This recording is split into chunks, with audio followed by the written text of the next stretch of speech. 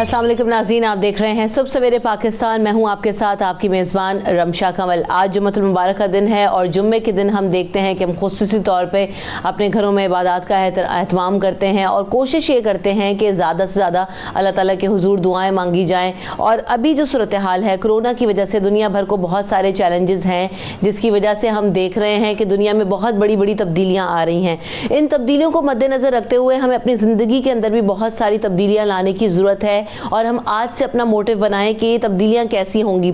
जैसे कि हम देखते हैं कि इस्लाम में भी कहा गया है कि सफाई पर बहुत ज़्यादा जोर दिया गया है, तहारत पर बहुत ज़्यादा जोर दिया गया है। और जुम्मे के दिन भी ख़ास तौर पर हम देखते हैं कि ताकीद की गई कि गुस्ल करो, नए कपड़े पहनो, साफ़ कपड़े पहनो, खुशबू लगाई जाए। तो हमें सफाई पर बहुत ज़्यादा फोकस करना है। कोरोना से अगर एहतियात देखें तो उसमें भी यही कहा जा रहा है कि ज़्यादा से ज़्यादा अपने हाथ धोएं, अपने आप को साफ़ सुथरा रखें, जो इर्द गिर्द चीज़ें हैं उनको साफ़ सुथरा रखें, माहौल को साफ सुथरा रखने की बहुत ज़्यादा ज़रूरत है। जब हम जिस जगह पर रह रहे होते हैं, अपने घर में रह रहे होते हैं अगर, तो उसे हम कितना साफ रखने की कोशिश करते हैं। लेकिन अगर यही प्रैक्टिस हम अपने गली, मोहल्ले और मुल्क के अंदर करना शुरू कर दें तो आहिस्ता आहिस्ता चीज़ों में बेहतरी आएगी, तब्दीली आएगी। और अगर हम सफाई का ख्याल अपने गली, मोहल्लों और अपने मुल्क में रखेंगे तो ये हमारी आइंदा आने वाली सेहत के लिए भी बेहतर होगा। क्योंकि गंद, कचरा ये सिर्फ कोई एक बीमारी लेकर नहीं आता, ये बहुत सारे मसाइल और बीमारियों को जन्म देता है। तो हमें क्या करना है कि एक तो अपना ख्याल रखना है, सफाई का ख्याल रखना है। जैसे सफाई का ख्याल हम अपने घर में अपना रखते हैं, वैसे ही ये जो हमारा मुल्क है हमें इसको भी साफ़ सुथरा और इसका भी ख्याल रखना है। इसी बात के साथ आज के शो का आगाज़ करते हैं। कोरोना से के हवाले से जो हम देख रहे हैं कि चैलेंजेस हैं उसमें बहुत ज़्यादा इजाफा होता जा रहा है पाकिस्तान के लिए, क्योंकि नंबर ऑफ़ केसेस बहुत तेजी से बढ़ रहे हैं। तो इस वक्त क्या सूरत हाल है, कैसी फैसिलिटीज हैं, हॉस्पिटल्स में क्या हो रहा है, किस तरीके से ये जो बड़ी तादाद है उसको मैनेज किया जाना है, बात जानेंगे। हमारे नुमाइंदे हुसैन अहमद हमारे साथ मौजूद हैं। हुसैन, ये बताइएगा अब मुल्क भर में जो केसेस की तादाद है वो कितनी हो चुकी है, नंबर ऑफ केसेस क्या हैं, रिकवरीज कितनी हैं? जी बिल्कुल, तर्जुमान national command and control centre की जानिब से कुछ देर पहले ही जो है वो ताज़ा आदाद शुमार जो है वो जारी किए गए हैं। और आज की सूरत हाल जो है वो पिछले दिनों से बिल्कुल बरक्स है और काफ़ी तशवीशनाक सूरत हाल है, क्योंकि गुज़श्ता 24 घंटों में सबसे ज़्यादा केसेस सामने आए हैं और गुज़श्ता 24 घंटों में ही सबसे ज़्यादा अमवात भी सामने आई हैं। इस वक्त मुल्क भर में जो है वो कोरोना वायरस के मरीज़ों की कुल तादाद 64,008 तक जा पहुँची है, जबकि अगर हम सिर्फ 24 घंटों की बात करें तो 2,636 केसेस जो है वो सिर्फ इन 24 घंटों में आए हैं। इससे पहले हमने देखा था कि 2603 केसेस जो है वो एक दिन में आए थे, लेकिन आज 2636 केसेस आए हैं। उसके बाद जो अमवात हैं वो 24 घंटों में सबसे ज़्यादा 57 अमवात जो है वो आज सामने आई हैं। इससे पहले 50 अमवात जो है उसका रिकॉर्ड था। 1317 लोग जो है वो अब तक पूरे मुल्क में जो है वो जान की बाजी हार चुके हैं। सिंध में सबसे ज़्यादा केसेस हैं, 25,309 केसेस हैं। पंजाब में 22,900 से ज़ायद जो है वो केसेस हैं। केपी में 8,800 हैं। और अगर हम सिर्फ वफाकी दारुल हुकूमत की बात करें तो ये हफ्ता जो है वो काफ़ी ज़्यादा जो है वो ख़तरनाक सामने आया है, क्योंकि रोज़ाना 100 की तादाद में जो है वो इजाफा हो रहा है। और आज भी हमने देखा कि 85 जो है वो नए केसेस सामने आए इस्लामाबाद में और 2100 तक जो है वो तादाद पहुँच चुकी है। जो सेहतयाब होने वाले मरीज़ हैं तो उनकी भी तादाद जो है वो काफ़ी अच्छी। ठीक है, लेकिन ये भी बताइए कि इस वक्त हॉस्पिटल्स में क्या सूरत हाल है, क्योंकि हॉस्पिटल इंतजामिया की जानिब से हम जब बात कर रहे हैं, देख रहे हैं तो ये कहा जा रहा है कि वार्ड्स में अब हमारे पास गुंजाइश नहीं है। तो क्या सूरत हाल है अस्पतालों में? जी बिल्कुल, हॉस्पिटल की जो सूरत हाल है वो भी जो है वो काफ़ी गंभीर दिखाई देती है। उसकी बुनियादी वजह यह है कि लॉकडाउन में नरमी हुई है, उसके बाद ईद आ गई, ईद की शॉपिंग रही, उसके बाद वही जो है वो जो पुराना नोटिफिकेशन था उसी के मुताबिक जो है वो सारा प्रोसेस जो है वो जारी है। कोई नया नोटिफिकेशन नहीं आया। सिर्फ शाम की जो टाइमिंग है वो 10 बजे के से पीछे करके 5 तक कर दी गई है। बाकी हम वही रोड्स पे जो है वो ट्रैफिक उसी तरह देख रहे हैं, रश उसी तरह देख रहे हैं। उसकी वजह से जो मुश्तबा मरीज़ हैं वो खासी तादाद में जो है वो हॉस्पिटल्स में पहुंच रहे हैं। गो के उनका बाद में कोरोना टेस्ट जो है वो मनफी आ जाता है, लेकिन हॉस्पिटल जो है वो भर जाते हैं। और सिर्फ इस्लामाबाद की अगर मैं आपको बताऊं तो इस वक्त 3 हॉस्पिटल हैं और वहाँ पर कोई गुंजाइश नहीं है। और इंतजामिया की जानिब से जो है वो उन्होंने हाथ खड़े कर दिए और उन्होंने कहा कि वेंटिलेटर्स तक जो है वो अब हमारे पास मौजूद नहीं है।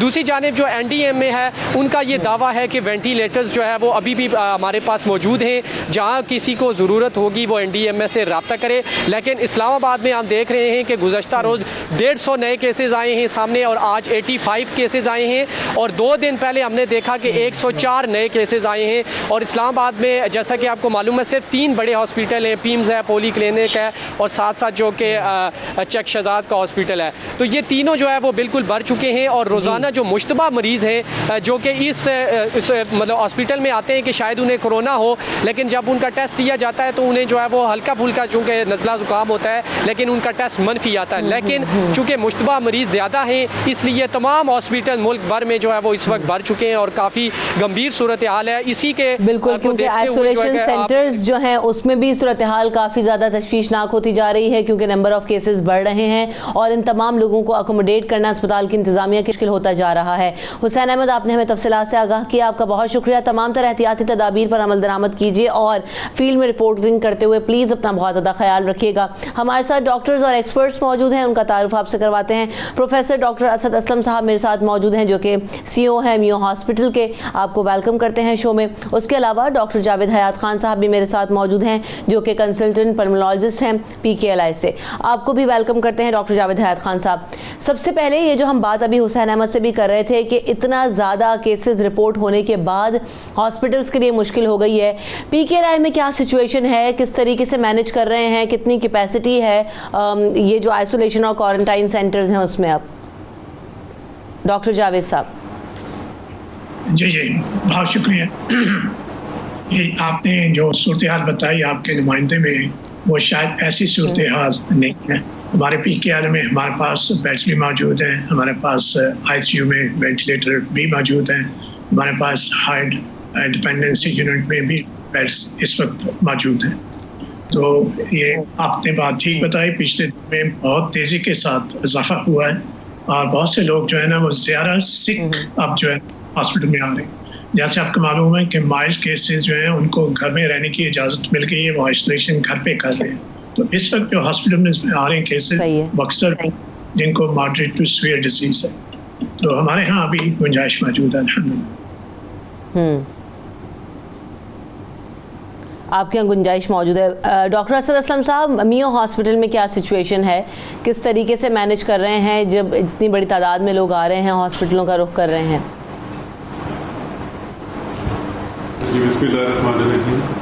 देखिए, हमारे पास लाहौर में टोटल 2000 बेड्स डेडिकेटेड हैं फॉर कोरोना पेशेंट और अभी तक हमारे पास 1250 बेड अभी अवेलेबल हैं मजीद पेशेंट को दाखिल करने के लिए। इस वक्त मेयो हॉस्पिटल में 175 पेशेंट दाखिल हैं और 100 के करीब लोकल एक्को सेंटर में दाखिल हैं। तो हमें बेड की किसी किस्म की कोई कमी नहीं है, बल्कि 1250 बेड भी अवेलेबल हैं फॉर कोरोना पेशेंट। पहले हम एसिम्टोमेटिक या माइल्ड सिम्टम वाले भी दाखिल कर लेते थे, उसके बावजूद भी हमारे पास तकरीबन 50% ऑक्यूपेंसी रेट है। लेकिन अब होम आइसोलेशन की भी इजाज़त मिल गई है, तो इस वजह से वो पेशेंट अब घर रहते हैं और बेड की किसी किस्म की कोई कमी नहीं है। जहाँ तक ताल्लुक है ICUs का और वेंटिलेटर का, तकरीबन 200 के करीब वेंटिलेटर बेड जो है वो आइडेंटिफाई हमने किए हुए हैं लाहौर के डिफरेंट 14 अस्पतालों में और वो अवेलेबल है। इसके अलावा 300 के करीब हाई डिपेंडेंसी यूनिट्स हैं वेंटिलेटर बेड के अलावा, वो भी हुकूमत ने आइडेंटिफाई के उनको नोटिफाई कर दिया, बाकायदा नोटिफाई कर दिया। तो किसी किस्म की बेड की कोई कमी नहीं है। सिर्फ ये है कि पेशेंट जो है वो हम सीरियस ज्यादा दाखिल करते हैं, उनको घर में ही रहने की इजाजत नहीं है। तो जो माइल्ड केसेस हैं अभी उन तमाम लोगों को क्या यही रेकमेंड किया जा रहा है डॉक्टर असद असलम साहब कि वो होम आइसोलेशन की तरफ जाएं, जो कि ज़्यादा बेहतर ऑप्शन है और क्योंकि इतनी बड़ी तादाद में लोगों को मैनेज करना भी मुश्किल होगा तो ये ज़्यादा सेफ है उनके लिए? किन पैरामीटर्स पर अमल करते हुए जो है ना वो हो रहा है? और आपसे जब पिछले शो में भी बात हुई थी कि क्या चेक एंड बैलेंस हो रहा है, मॉनिटरिंग हो रही है कि जो लोग होम आइसोलेशन में हैं वो तमाम तर प्रिकॉशंस और SOPs पर अमल कर रहे हैं? डॉक्टर असद असलम साहब। ये बिल्कुल ये मॉनिटरिंग और इवैल्यूएशन एक बड़ा स्ट्रॉन्ग कंपोनेंट है हमारे इस सारे सिस्टम का। और कल जब हमारी ये एक मीटिंग हुई थी चीफ सेक्रेटरी साहब की सरबराही में, तो चीफ सेक्रेटरी साहब ने खुद बताया कि एक पेशेंट को उनको डायरेक्ट फ़ोन आ गया कि मेरे पॉजिटिव आया है और with in 30 minute district government की टीम हमारे घर पहुंच गई है देखने के लिए कि आप हमारे घर वो कमरा है जिसमें हम अलग रह सकते हैं, बाथरूम अलग है या नहीं। तो इतना सिस्टम इतना अच्छे तरीके से चल रहा है कि हम किसी पेशेंट को जब तक कि वो क्राइटेरिया पूरा ना करे हम उनको होम आइसोलेशन की इजाज़त बिल्कुल नहीं दे रहे। एसिम्प्टोमेटिक और बिल्कुल माइल्ड सिम्प्टोमेटिक हमने बड़ा कैटेगोरिकली क्लियर मेंशन किया हुआ है इस पेपर में, उर्दू में भी उनको दे दिया है कि अगर आपको बुखार परसिस्ट कर रहा है या ज़रा आप समझते हैं कि आपकी तबीयत खराब हो रही है तो आप फ़ौरन फ़ोन कर दें 1122 को, आपको फ़ौरन हॉस्पिटल में शिफ्ट कर देंगे। दूसरी बात यह है कि हम किसी को फोर्स नहीं कर रहे कि आप घर रहें। जो हॉस्पिटल रहना चाहता है, अभी भी हमारे पास 175 मरीज यहाँ पर दाखिल हैं, 57 PKLI में दाखिल हैं, 100 एक्सपो सेंटर में दाखिल हैं। हम किसी को फोर्स नहीं कर रहे कि आप होम आइसोलेशन पर जाएं। जो खुद अप्लाई करे, जो क्राइटेरिया मीट करे और गवर्नमेंट डिस्ट्रिक्ट गवर्नमेंट वेरीफाई करे तो वही होम आइसोलेशन पर जाता है। सही है, सही। डॉक्टर जावेद हयात खान साहब, एक और इशू ये है वो ये कि बार बार जो टेस्ट है लोगों के वो रीटेस्टिंग होने पे पॉजिटिव आ रहे हैं, तो इसमें क्या जो है ना वो आपको लगता है, क्योंकि तवातुर से टेस्ट हो रहे हैं, अपना जो टाइम पीरियड है 15 से 20 दिन का वो पूरा करने के बाद भी, तो इसमें क्या वजह हो सकती है? क्योंकि पिछले दिनों हमने देखा कि टेस्टिंग किट्स के ऊपर भी बड़ी बात हुई, उनकी रिलायबिलिटी के ऊपर, कि उसके जो रिजल्ट हैं वो 75% या 70 या 65% तक जो है ना वो एप्लीकेबल होते हैं। सुबह सवेरे पाकिस्तान,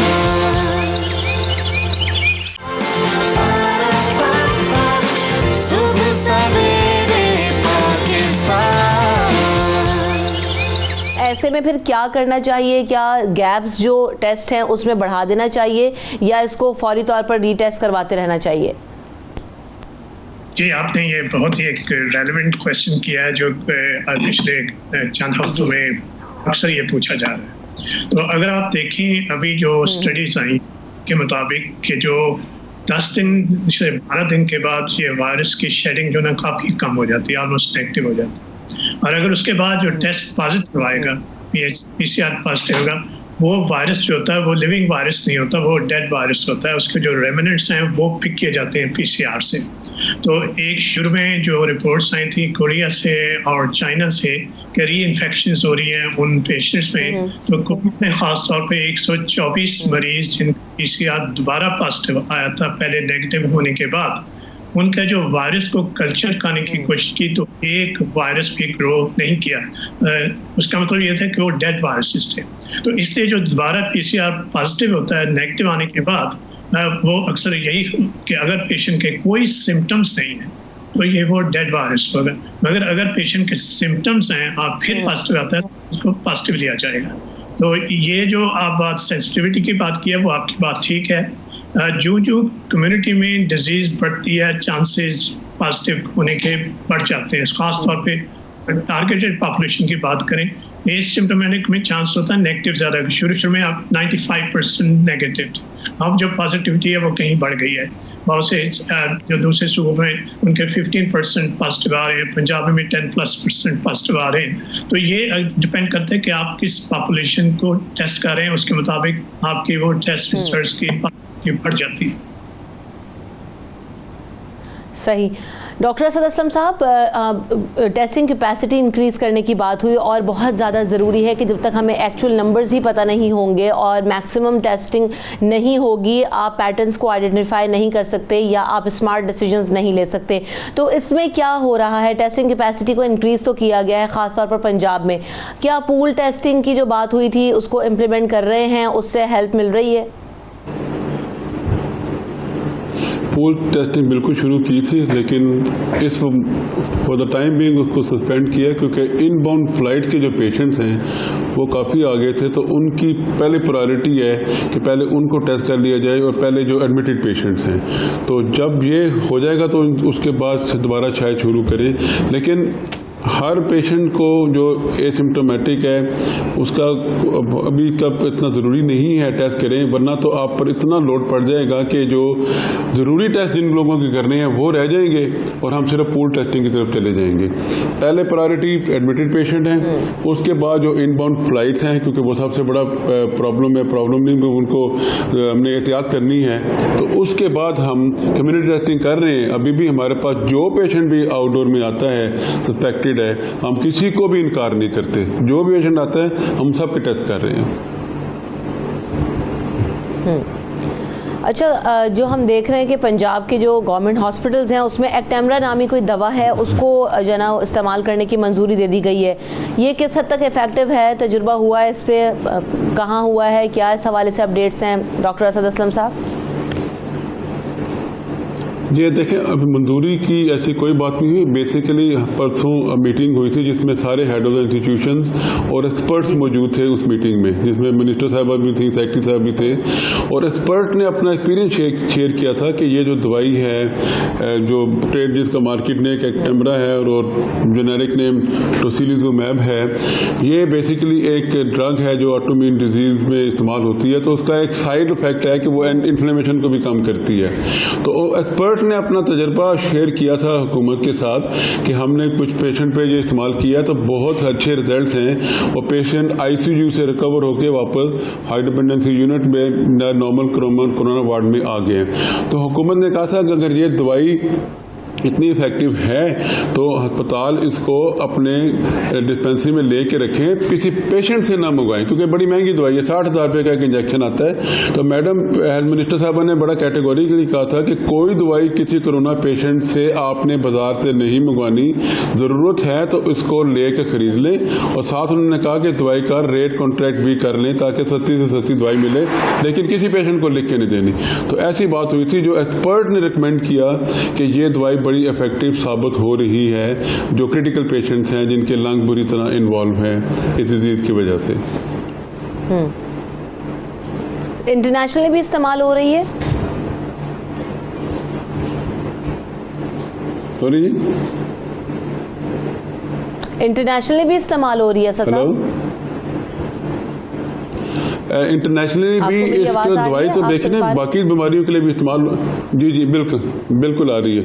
ये दवाई और भी बीमारियों में इस्तेमाल होता है, rheumatoid arthritis, juvenile idiopathic arthritis के लिए।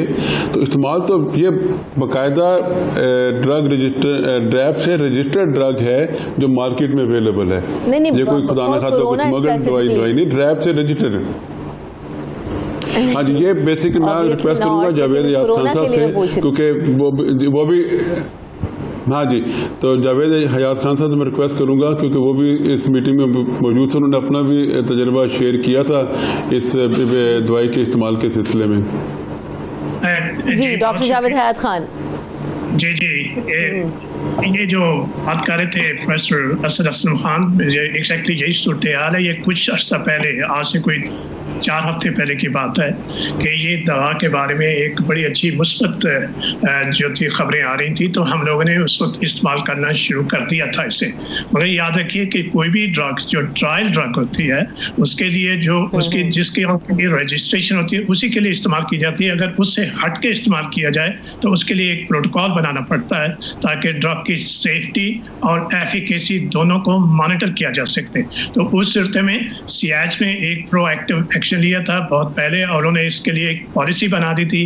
पॉलिसी बना के उन्होंने गवर्नमेंट ऑफ पंजाब से रिक्वेस्ट भी किया था कि आप ये दवा परचेज करें, जो पंजाब के हॉस्पिटल्स हैं उनमें भी सप्लाई करें।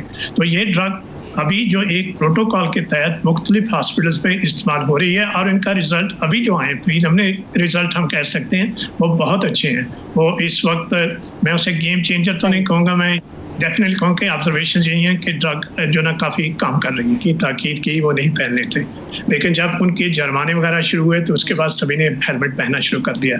तो आई थिंक ये ह्यूमन नेचर है कि जब तक आपको ना किसी चीज़ की मिले या रिवार्ड ना मिले, उस वक्त तक इंसान उस पर अमल नहीं कर सकता। तो पोस्ट कोरोना के बारे में भी आपने प्रोग्राम में जिक्र किया था, शायद इस कोरोना के बाद एक दुनिया एक बदल जाएगी, नई दुनिया क्या होगी। उसमें भी इस बात का जिक्र हुआ था कि अगर ये मास्क पहनना शुरू कर दें तो ना सिर्फ कि गर्दों के बाद से महफूज रहेंगे, बल्कि जब सीज़न आता है, स्मॉग का सीज़न आता है, उसमें बहुत से लोगों को बीमारियां लगती हैं जो अस्थमा वाले रेस्पिरेटरी सिम्टम्स बढ़ जाते हैं, तो उससे भी महफूज रखेंगे। तो कहाँ तक सोशल रिस्पांसिबिलिटी जिसकी आपने बात की लोग करेंगे और कहाँ तक गवर्नमेंट की ये जिम्मेदारी है कि वो इस पर पाबंदी लगा दे। तो शायद हम इसी हक में हैं कि गवर्नमेंट इस पे एक तरह से इसको कानून की हैसियत दे दे कि आपको मास्क पहनना लाजमी है। सही। डॉक्टर असद असलम साहब, एक तो आपकी इस पे क्या राय है? दूसरी बात ये कि क्या ये बात होनी चाहिए, क्योंकि एक और चीज़ ये भी हो रही है, लोगों में बड़ी तशवीश इस हवाले से पाई जा रही है कि एक तरफ केसेस बढ़ रहे हैं, दूसरी तरफ लॉकडाउन ओपन होने की बात हो रही है, तमाम चीज़ों को ग्रेजुअली ओपन किया जा रहा है। तो ऐसे में किस हद तक सूरत हाल को काबू करना होगा और किस तरह करना होगा? अब लोग हुकूमत को देख रहे हैं कि इधर क्या ऑफिस भी खोल दिए जाएंगे, तमाम चीज़ों को ओपन कर दिया जाएगा और ये हालात तो काबू में है नहीं। तो ऐसी सिचुएशन में तो लॉकडाउन सख्त होना चाहिए। तो क्या डिसीजंस हो रहे हैं, क्या प्लान कर रही है इस वक्त हुकूमत और अथॉरिटीज़? डॉक्टर्स के साथ मिलकर मुशावरत हो रही होगी। देखें, ये बीमारी अब कुछ हफ्तों में या कुछ दिनों में तो ख़त्म नहीं होगी, इसके साथ रहना पड़ेगा और उसके लिए हमें अपनी आदत तब्दील करनी पड़ेगी और हर काम SOPs के मुताबिक करना पड़ेगा।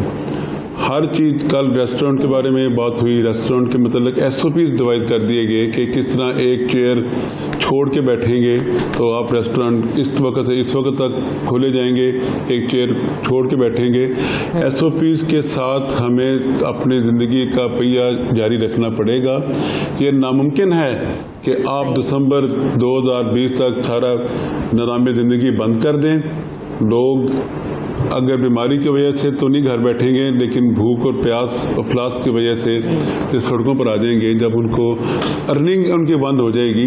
तो ये अब ज़हन में बढ़ाना पड़ेगा कि हमें इस बीमारी के साथ, मैं आपको बताऊं, रोज़ाना 192 मरीज ट्यूबरकुलोसिस से डेथ होती है पाकिस्तान में, ठीक है जी, और हम उसके साथ भी जिंदा रह रहे हैं, हमारा निज़ाम ज़िंदगी चल रहा है। तो ये इस बीमारी के साथ भी हमें रहना पड़ेगा, अपनी आदत को चेंज करके। और SOPs हर वक्त दफ्तर के, हॉस्पिटल के, दुकान के, शॉपिंग मॉल्स के और रेलवे स्टेशन के, बस स्टेशन के, हर जगह के SOPs रेस्टोरेंट के करके हमें ज़िंदगी का पहिया जमा रखना पड़ेगा।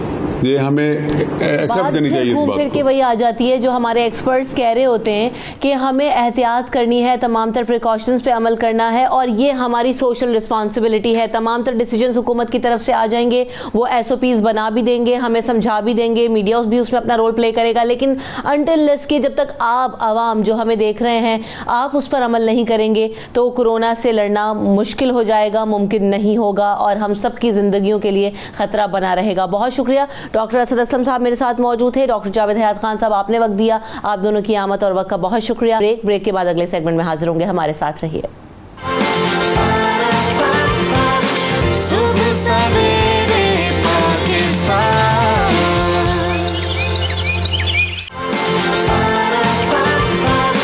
सुबह सवेरे पाकिस्तान।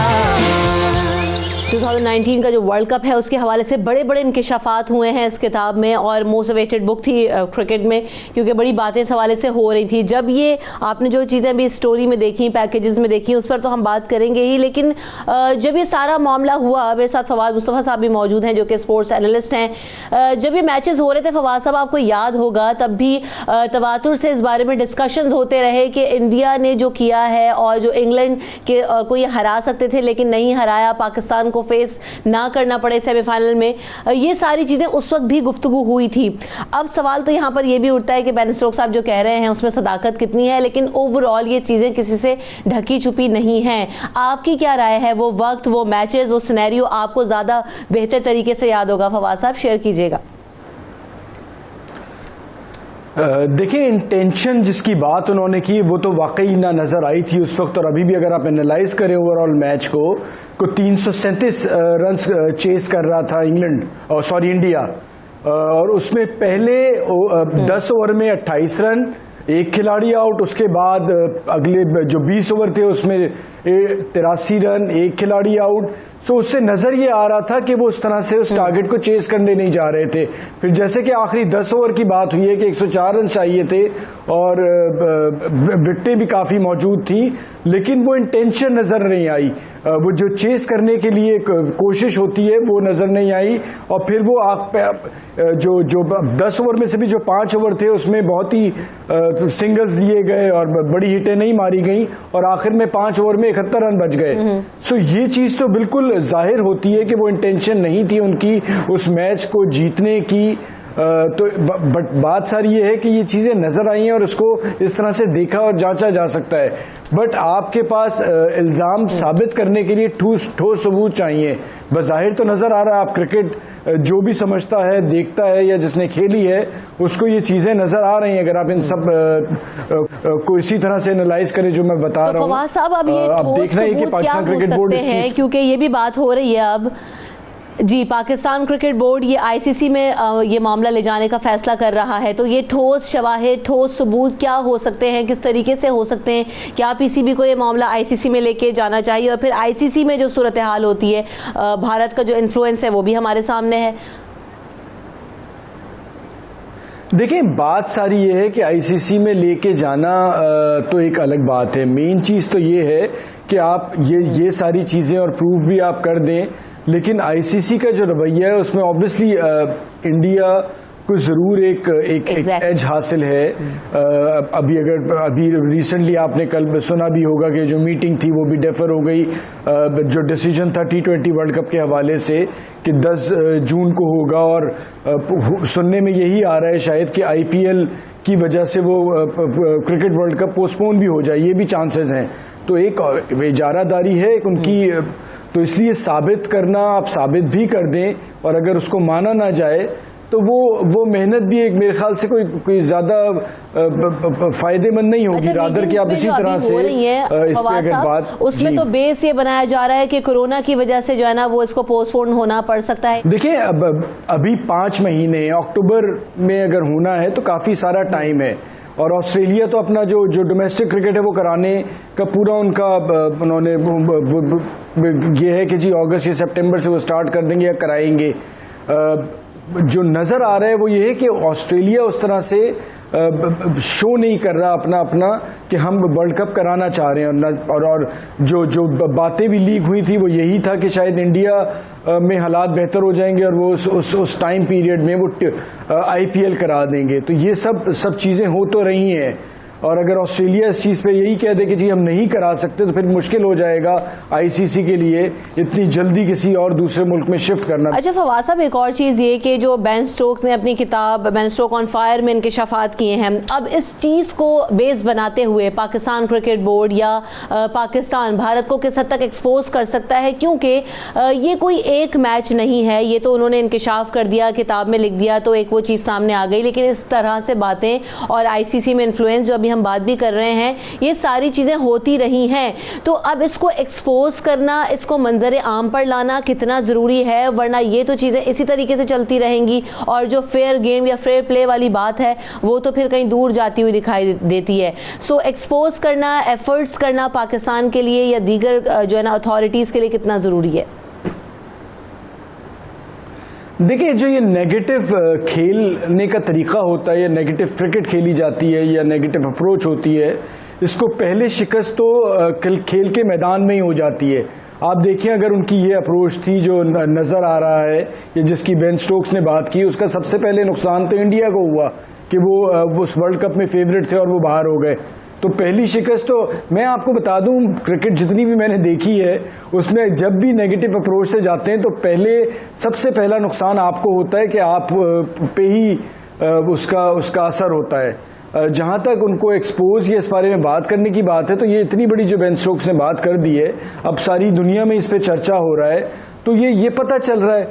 और मेरे ख्याल से सीखना सिर्फ यही है, बाकी भी मुल्कों को या आने वाली क्रिकेट में कि आप देख रहे जब भी इस तरह से खेला गया है तो जिस मुल्क ने ये क्रिकेट खेली है सबसे ज़्यादा नुकसान उसको हुआ है। अब अगर आप आईसीसी में लेके भी जाते हैं तो मुझे नहीं लगता कि इतना पीछे जाके और आईसीसी कोई इंडिया के अगेंस्ट फैसला लेगा। तो बेहतर यही है कि इस पे बात की जाए और मुझे नहीं लगता कि एज सच कोई आप इस पे बात ज़रूर कर सकते हैं कि ये आईसीसी में आपके हक में कोई फैसला आएगा। हाँ ठीक है, आप ले जाएं इस पे और थोड़ा सा बात कर लें, लेकिन आई डाउट कि आईसीसी इस पे कोई कमेटी बना के और आपके हक में फैसला आए, बिकॉज इंडिया एक बड़ा बोर्ड है और जिस तरह से सब की आईसीसी के आगे क्योंकि भारत का इन्फ्लुएंस है, ये सारी चीजें हैं, तो हम हाथ खड़े नहीं कर सकते। पाकिस्तान को इंग्लैंड का दौरा भी करना है। अब इन हालात में किस हद तक तब्दीलियां मुतवक्के हैं? क्या एसओपी से इस हवाले से भी बनाई जाएंगी कि अगर मैचेस होते हैं तो किस तरीके से होंगे और किस हद तक एहतियात और इम्प्लीमेंटेशन जरूरी होगी? देखें, अब देखना ये है, कहा यह जा रहा है कि जी 25 रुकनी स्क्वाड या जो टीम है वो यहाँ से जाएगी और वहाँ पर तकरीबन 1 महीना पहले चले जाएंगे और वहाँ एक ही जो होटल है ग्राउंड के साथ वहीं पर पाकिस्तान की टीम, इंग्लैंड की टीम, जो आपका बाकी जो स्टाफ है, जो मीडिया से ताल्लुक़ रखता है, एम्पायर्स हैं, रेफरी हैं, वो सब एक ही जगह पे जाके रहेंगे। उनके टेस्ट होंगे, 14 दिन क्वारंटीन में रखा जाएगा। अगर ये सब सारी चीज़ें हो जाती हैं और टेस्ट हो जाता है, ना कोई बाहर से आदमी आ रहा है ना कोई यहाँ से बाहर आदमी जा रहा है, फिर तो पॉसिबिलिटी है कि शायद आप को ना सैनिटाइज़र रखने की ज़रूरत होगी, ना मास्क लगाने की ज़रूरत है, ना और किसी चीज़ की है। मज़ीद भी बात करेंगे कि और किस तरीके से एहतियात होगी और इन मैचेस को जो है ना वो करवाया जा सकता है, क्योंकि अब लोग इंतजार भी कर रहे हैं और बात हुई है कि हमें नॉर्मल लाइफ की तरफ आना है। मिर्ज़ा इकबाल बेग साहब भी मेरे साथ मौजूद हैं, सीनियर स्पोर्ट्स जर्नलिस्ट हैं। Welcome to the show Mirza Iqbal Baig sahab. सबसे पहले तो बेन स्टोक ने जो इंकशाफात किए हैं उस पर अभी बात हो रही थी, आप क्या समझते हैं कि जब ये मैचेस हो रहे थे तब भी इसका चर्चा हुआ और अब ये पेंडोरा बॉक्स खुला है किताब के आने के बाद, इस पे अथॉरिटीज़ क्या कर सकती हैं? इस पे पाकिस्तान को कितना सीरियसली अपना केस पुट अप करना चाहिए, क्योंकि भारत की ये जो कारनामे हैं किसी से ढके छुपे नहीं है और this is not for the first time, ये होता रहा है। मिर्ज़ा इकबाल बेग साहब देखें, बहुत बहुत शुक्रिया रमशा। मसला ये है कि 30 जून को ये मैच खेला गया गुज़िश्ता बरस। मैं खुद इंग्लैंड में था, मैंने वर्ल्ड कप कवर किया। और अब बेन स्टोक के उमूमन जब खिलाड़ी किताबें निकालते हैं तो इस तरह के सनसनीखेज इंकशाफात करते हैं ताकि लोगों की तवज्जो का मरकज बन सके। बेन स्टोक्स ने उस वक्त तो कुछ नहीं कहा, अब वो कह रहे हैं और इसमें कोई शक नहीं कि इस मैच पर मुख्तलिफ किस्म के शुकूक व शुबात जाहिर किए गए थे, क्योंकि जिस अंदाज से भारत ने बैटिंग की, खासतौर पर महेंद्र सिंह धोनी ने जिस तरह से बैटिंग की, जो फिनिशर के नाम से मशहूर हैं, जो मैच को खत्म करने की अहलियत रखते हैं, लेकिन उन्होंने ऐसा लग रहा था कि जानबूझकर भारतीय टीम जो है इस तरह बैटिंग करी। और वैसे भी ये आईसीसी जो है, ये इंडियन क्रिकेट काउंसिल अगर इसको कहें तो बेजाना होगा। आईसीसी के चेयरमैन शशांक मनोहर भारत से हैं, फिर आईसीसी के चीफ एग्जीक्यूटिव मनोज सोहानी वो भी भारत से हैं, स्पॉन्सर ज्यादातर भारत से आते हैं। तो मेरे ख्याल में बस ये मीडिया में शोर उठेगा, कोई इसके खिलाफ एक्शन। ऐसे में तो फिर पॉसिबल नहीं है कि आप वो फेयर प्ले वाली बात करें और उसको इम्प्लीमेंट करवा सकें। बिल्कुल, आप ये तो चलता रहेगा फिर मिर्ज़ा इकबाल बेग साहब। बिल्कुल आपने रमशा सही कहा। एक जमाना था क्रिकेट जो था वो जेंटलमैन्स गेम कहलाता था। सुबह सवेरे पाकिस्तान,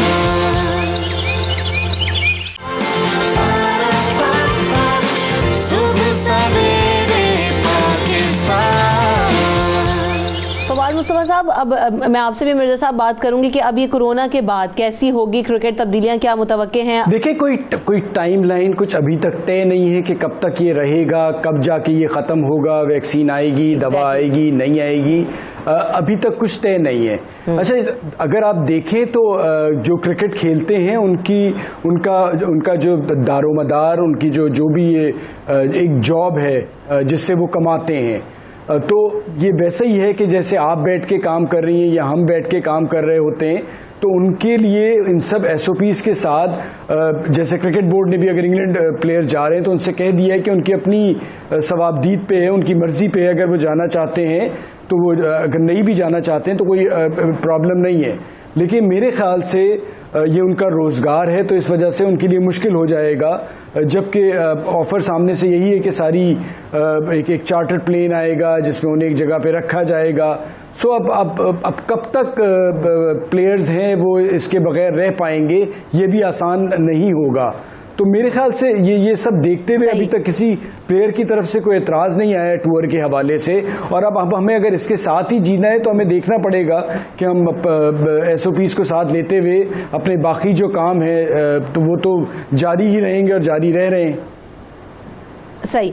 अच्छा मिर्ज़ा इकबाल बेग साहब, आपकी क्या राय है इस पे कि जो क्रिकेट वर्ल्ड कप है, T20 वर्ल्ड कप है, ये भी होना है, इसे पोस्टपोन होना चाहिए, नहीं होना चाहिए, और फिर जो क्रिकेट में तब्दीलियां आएंगी आफ्टर दिस कोरोना, उस हवाले से क्या जो है ना वो शेयर करेंगे, क्या राय है?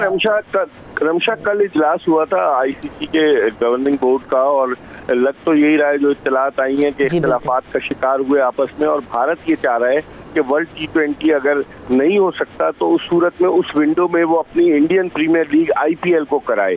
और ऑस्ट्रेलिया में भी हुकूमत ऑस्ट्रेलिया की जानिब से क्या SOPs अडॉप्ट किए जाते हैं, क्या होता है, तो बज़ाहिर तो खासा मुश्किल नजर आ रहा है, लेकिन उम्मीद की एक किरण नजर आई है, क्योंकि ऑस्ट्रेलियन क्रिकेट बोर्ड ने जो है वो अपने शेड्यूल का ऐलान कर दिया है, टेस्ट मैच भी करा रहा है, तो वर्ल्ड T20 के इम्कानात हैं।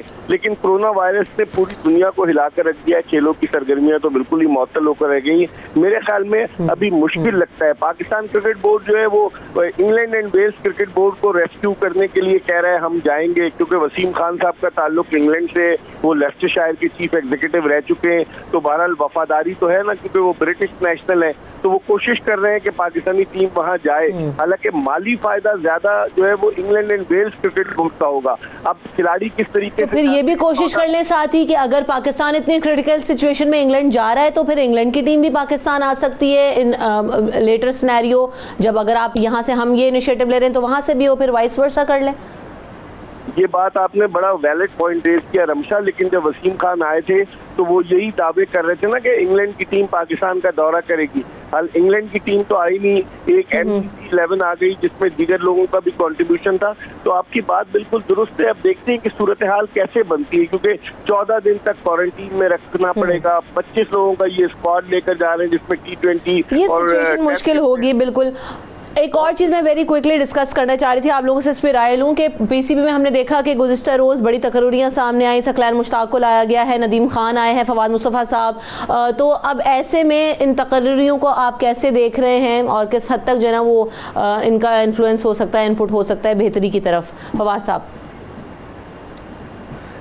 देखिए, जिस तरह से नेशनल क्रिकेट एकेडमी पिछले 10-12 साल से चल रही थी, उसके लिए चेंजेस की गई। नदीम खान वसी तजुर्बा रखते हैं, उन्होंने UBL के साथ काम किया, मुल्तान सुल्तान के साथ काम किया, और मैनेजमेंट का उनको एक एक्सपीरियंस हासिल है। इसी तरह से सकलैन जो वर्ल्ड कप इंग्लैंड का स्क्वाड जीता था, टीम जो जीती थी उसके साथ काम किया, और भी दूसरे ममालिक हैं उनके साथ काम कर चुके हैं। तो अब देखना है कि आने वाले वक्त में कैसे ये काम करते हैं। एक चीज़ ज़रूर मैं आपके नाज़रीन के लिए क्लियर कर दूं कि ये जितने भी प्लेयर्स हैं, नदीम अगर आए हैं या ग्रांट ब्रैडबर्न आए हैं, कहा यह जाता है कि जी हमारे यहाँ एक मिसकंसेप्शन है कि टेस्ट क्रिकेट कितनी खेली है। तो बेसिकली टेस्ट क्रिकेटर जो बड़े हैं यहाँ पर क्रिकेट खेलने के लिए नहीं लाया जाता, लाया जाता है मैनेजमेंट के हवाले से आपका क्या एक्सपीरियंस है। तो नदीम का मैनेजमेंट के हवाले से अच्छा एक्सपीरियंस है, UBL के साथ उन्होंने अच्छा काम किया, और तो इसलिए मुझे उम्मीद यही है कि ओवरऑल अंदाज़ा भी हो जाएगा 6 महीने साल भर में कि ये एक बेहतर चेंजेस हैं। सही। मिर्ज़ा इकबाल बेग साहब, आपकी क्या राय है इन तकरीरियों के ऊपर वेरी क्विकली?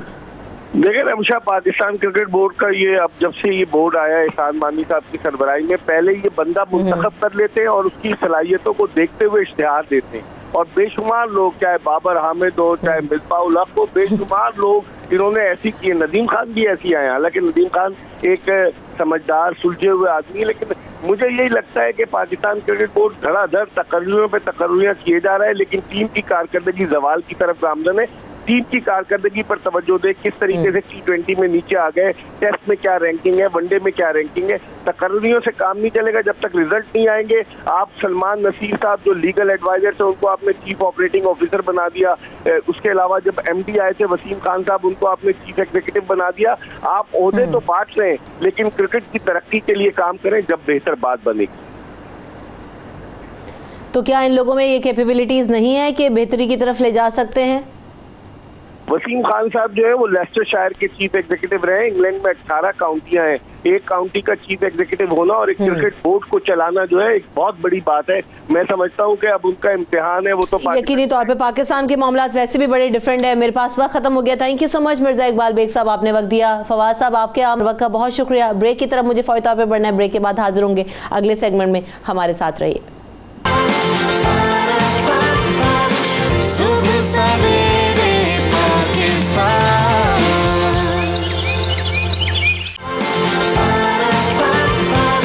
सुबह सवेरे पाकिस्तान। ज़िंदगी में जो टाइम मैनेजमेंट है वो बहुत ज़्यादा ज़रूरी है और इसकी बहुत अहमियत है क्योंकि वक्त इंसान के लिए बहुत ज़्यादा ज़रूरी है, लेकिन इंसान के पास आजकल किसी भी चीज़ के लिए वक्त नहीं है। तो इस वक्त को कैसे जो है ना अपने हाथ में रखना है, कैसे अपनी ज़िंदगी में इसको यूटिलाइज़ करना है, आज हम उस पर बात करेंगे। मेरे साथ आयशा बेरा मलिक जो कि मैनेजमेंट कंसल्टेंट हैं वो शामिल गुफ्तगू होंगी और उस्मान गुलजारी साहब जो कि मोटिवेशनल स्पीकर हैं आपको भी शामिल गुफ्तगू रखेंगे। और आप दोनों की आमद और वक्त का बहुत शुक्रिया। सबसे पहले आयशा, बड़ा मसला यही है कि हमारे पास तो वक्त ही नहीं है किसी चीज़ के लिए। ये जो वक्त है ये इतनी तेज़ी से क्यों भाग रहा है, या फिर हम इस दौर में दुरुस्त तरीके से इस वक्त को इस्तेमाल नहीं कर रहे, यूटिलाइज नहीं कर रहे, मैनेज नहीं कर रहे? Ayesha ji, thank you so much for having me on this show. देखिए, टाइम मैनेजमेंट को I call it life management. Time is like money. Each one of us, we get 86,700 seconds every day. And I always say and teach कि जब आप सोचें अपने time management के बारे में तो ये सोचा करें कि जी मेरे बैंक अकाउंट में रोज़ाना 87 या 86,000 की ट्रांजैक्शन होती है सेकंड्स की. It is like money. और इसका तरीका ये है कि कुछ लोगों को वही 24 घंटे मिलते हैं, उसमें वो कायदे आज़म बन जाते हैं, अल्लामा इकबाल बन जाते हैं, वो वसीम अकरम बन जाते हैं, वो नुसरत फ़तेह अली खान बन जाते हैं. और कुछ लोगों को मैं या आप हम 26 घंटे दे दें, 28 घंटे दे दें, they won't be able to do anything. It is the management of time which makes us different from each other. एक लोग उसी 24 घंटे में बहुत काम कर रहे होते हैं, उनको कोई शिकायत नहीं होती बिकॉज उनका मैनेजमेंट अच्छा है. और दूसरे लोग ऐसे होते हैं कि जिनको हमेशा कि जी टाइम ही नहीं है मेरे पास. अब टाइम नहीं है तो फिर आप काम भी उतना नहीं कर सकते जितना दूसरे लोग करते हैं या जितना नाम या पैसा वो कमा लेते हैं.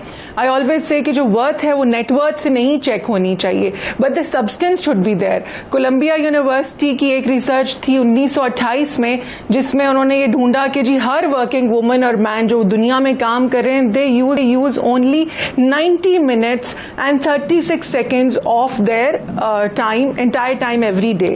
और वही रिसर्च 2004 में हुई उसी यूनिवर्सिटी, कोलंबिया यूनिवर्सिटी ने की, और फिर यही निकला कि जो हम में से आम औसत मर्द या औरत है जो काम करता है वो 90 मिनट और द मेजर टाइम, जिसको दो तरह के टाइम हो गया, माइनर टाइम और एक मेजर टाइम.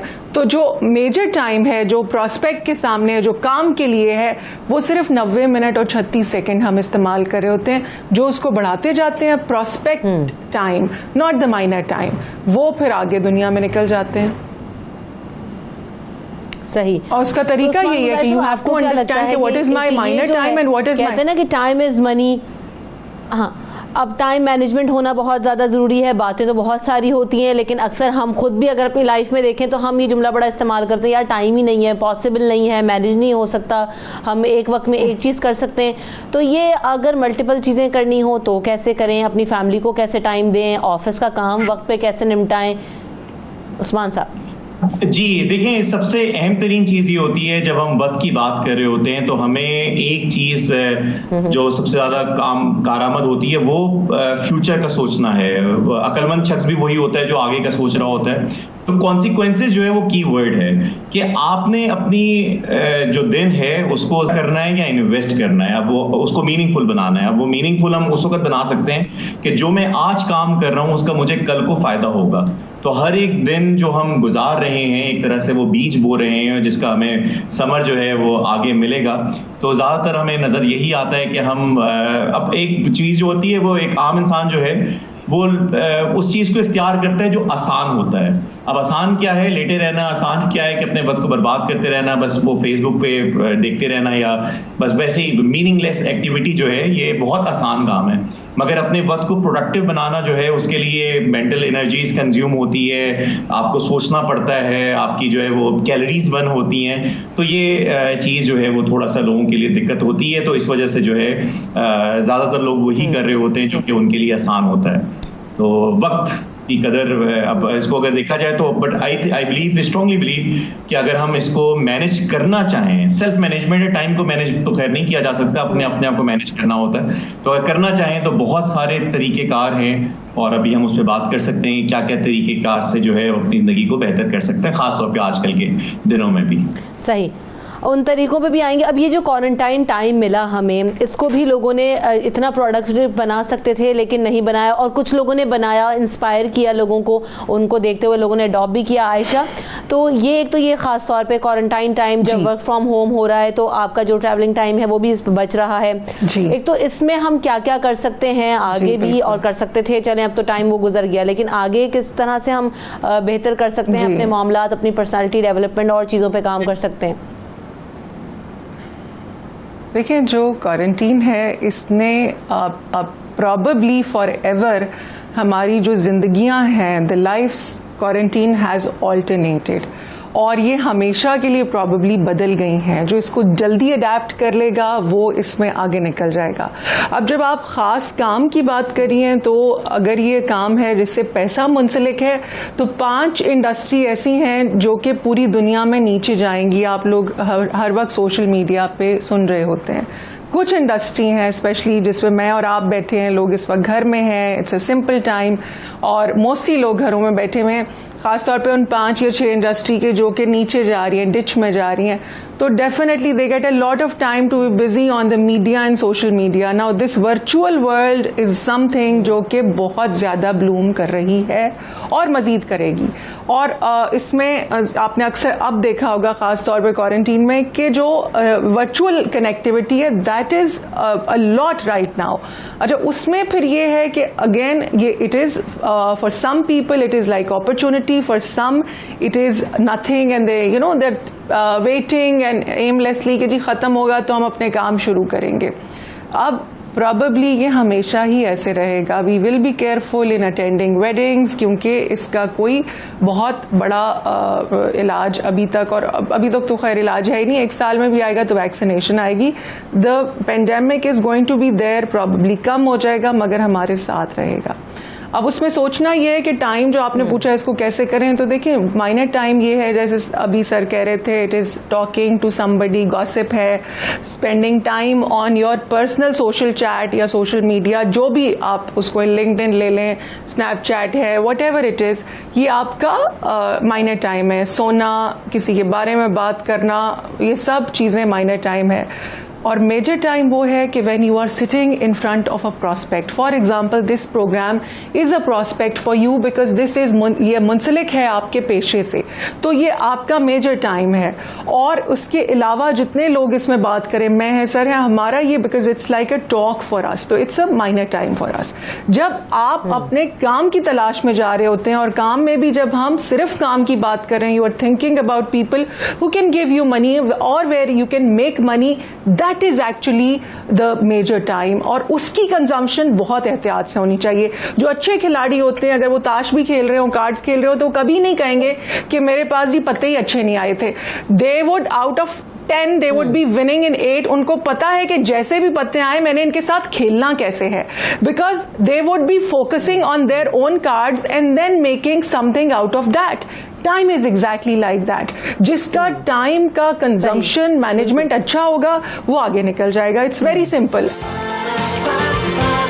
सुबह सवेरे पाकिस्तान।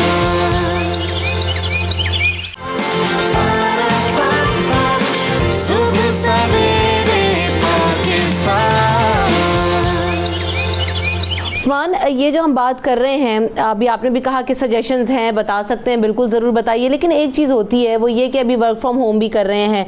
अब ये ज़्यादातर लोग जिनका काम घर से हो रहा है वो कह रहे हैं अब तो यार काम ख़त्म ही नहीं हो रहा, सारा सारा दिन ही काम करना पड़ रहा है क्योंकि ऑफिस में तो है नहीं, टाइम है नहीं।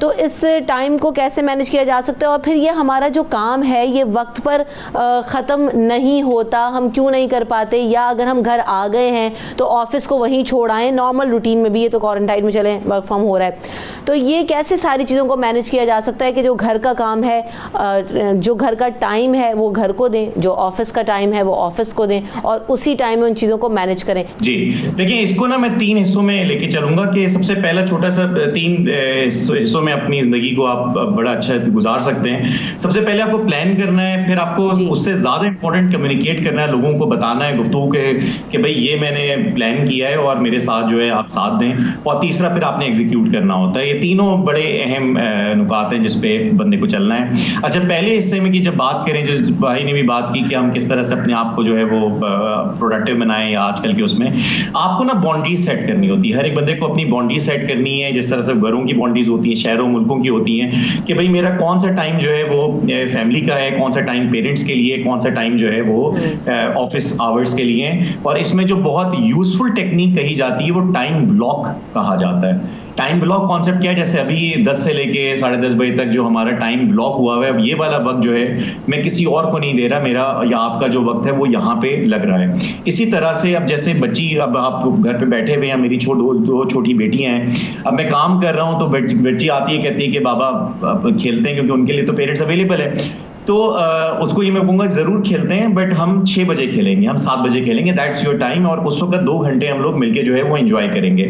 सो you need to very specifically communicate to people कि ये आपका जो टाइम है, ये 2 घंटे पेरेंट्स को बताना है कि भाई हमें जो है ये जो वक्त ये आपके लिए मैंने डेडिकेट किया हुआ है और इस वक्त मैं आपके साथ अवेलेबल हूँ। तो जब तक आप रूटीन नहीं सेट करेंगे, डिसाइड नहीं करेंगे, क्योंकि अगर देखा जाए तो हर एक बेहतरीन चीज कहते हैं कि वो 2 दफा बनती है, पहले अपने जहन में और उसके बाद फिर रियलिटी में बनती है।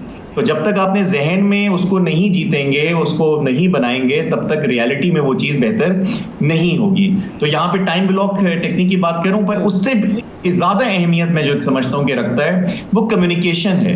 कि हमने अपनी रूटीन सेट कर ली कि जी हम जो फॉर एग्जांपल 2.5 घंटे में अपनी फैमिली के साथ करूंगा, मगर फिर जैसे मैंने काम कर लिया ऑफिस का तो मुझे कॉल आ रही है बॉस की तरफ से, या मुझे कोई बात आ रही है, या मैं घर में बैठा हूं तो मुझे घर वालों की तरफ से आ रहा है। तो मुझे कम्युनिकेट जो है ना, इसको हम कहेंगे कि एक आपको जो है वो जोर दे के कहना है कि भाई ये वाला वक्त जो है ये मेरी फैमिली का है, ये वाला वक्त मेरे इसके लिए, और कोई अगर इमरजेंसी आती है तो मैं उसको करूंगा। पर जब तक आप असर्टिव, इसको अंग्रेजी में कहा जाता है कि आप अगर सबमिसिव रहेंगे या आप ताबेदारी वाली आपकी हालत रहेगी कि जी सर ठीक है आपने कह दिया तो मैं कर लेता हूँ, और फिर लोग रो रहे होते हैं। तो आपको जो है वो असर्टिव होना है, बजाय इसके कि आप सबमिसिव स्टेट में चले जाएं या फिर आप एग्रेसिव स्टेट में चले जाएं कि आप गुस्सा करना शुरू कर दें कि ये क्या हो रहा है। तो मैं समझता हूँ कि टाइम चीजें जरूर मैनेज हो सकती है कि आपको डिसाइड करना है, कम्युनिकेट करना है, और उसके बाद हमारे यहाँ बड़ी कॉमन प्रैक्टिस हो गई है वो ये हो गई है कि हम अपने दफातर में अपने काम को भी वक्त देते हैं और ज़रूरत से ज़्यादा भी देते हैं। जो भी मैंने फैक्टर डिस्कस भी किया कि घर आ गए हैं तो भी ऑफिस की कॉल्स आ रही हैं, ऑफिस का काम चल रहा है। जबकि हम अगर वेस्ट की एग्जांपल दी जाए तो अगर वो 9 to 5 जॉब करते तो उसके बाद वो फिर घरों में आके दफातर के काम या इन चीज़ों को नहीं देखते ना करते हैं। लेकिन हमारी ये बड़ी कॉमन प्रैक्टिस है एशियन कंट्रीज़ में। आयशा, होता उससे क्या है कि हम उसके बाद सोशल मीडिया पर बैठे हुए हैं, उसका इस्तेमाल कर रहे हैं, मोबाइल यूज़ भी कर रहे हैं, बच्चों को भी किसी हद तक टाइम देते हैं। लेकिन असल प्रॉब्लम आती है कि जो कम्युनिकेशन की उस्मान ने बात की कि जो बिटवीन द पार्टनर्स कम्युनिकेशन है वो खत्म होती जा रही है। उनका जो प्योर टाइम है, जो कोर टाइम एक मियाँ बीवी का होना चाहिए, वो खत्म हो रहा है। या तो हमें जो टाइम मिल रहा है वो हम बच्चों को दे रहे हैं, घर में दे रहे हैं, एक्टिविटीज में दे रहे हैं। ये प्योरेस्ट टाइम एक दूसरे के साथ होना कितना जरूरी है, ये आपके रिलेशनशिप को कितना स्ट्रांग रखता है, आपकी फैमिली के लिए कितना हेल्दी है? जी देखिए, जो आप बात करी और जो इससे पहले जो मोहतरमा जिन्होंने कॉल किया था, you are talking about the simple time, that's simple things जो क्वारंटीन में अक्सर लोग अगर घर में हैं और बाहर नहीं जा रहे हैं तो they are closer to the simple way of life, जो एक सादा जिंदगी होती है। और उसमें जो प्रोडक्टिव टाइम है, मेजर टाइम ये भी है कि saying a kind word to somebody, किसी के साथ बैठ के उससे मोहब्बत की बात करना, या कुछ शेयर करना।